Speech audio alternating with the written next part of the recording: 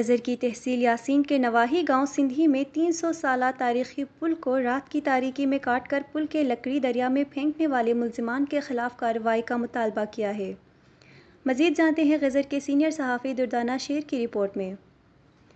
غزر کی تحصیل یاسین کے گاؤں سندھی میں 300 سالہ پرانا لکڑی کے پل کا 10 فٹ حصہ کاٹ کر دریا میں پھینکنے والے ملزمان کے خلاف سخت کارروائی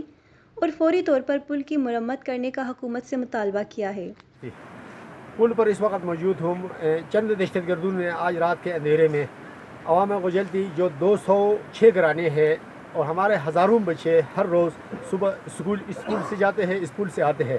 جو RCC پل ہے یہاں سے تقریباً 500 فٹ آگے ہے اور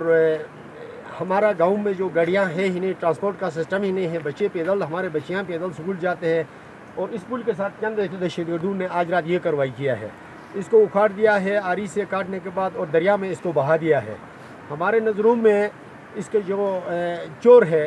اس زمین مالکان ہے، اس پل کے دائیں بائیں جو زمین مالکان ہے، یہ پل ختم ہو گیا تو وہ زمین ان کی ملکیت بن جاتی ہے، اسی غرض سے ان لوگوں نے کیا ہے۔ لہٰذا ہم عوام اور حکومت وقت سے گزارش کرتے ہیں کہ ان کے ساتھ دہشت گردی کے تحت ان کے ساتھ کارروائی کی جائے، کیونکہ انہوں نے سرکاری املاک کو نقصان پہنچایا ہے اور ہمارا یہ بھی مطالبہ ہے کہ کل تک ہمارے بچیوں کو اسکول جانے کے جو راستے ہیں اس کی فوری مرمت کرنے کے بعد ان کو اسکول جانے کے لیے راستہ ہموار کی جائے۔ پل کو نقصان پہنچانے کی وجہ سے لوگوں کو آمد و رفت کے سلسلے میں بھی مشکلات کا سامنا ہے۔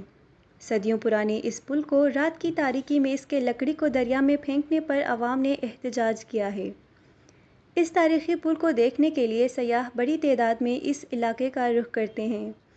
مگر نامعلوم ملزمان نے پل کو شدید نقصان پہنچایا ہے۔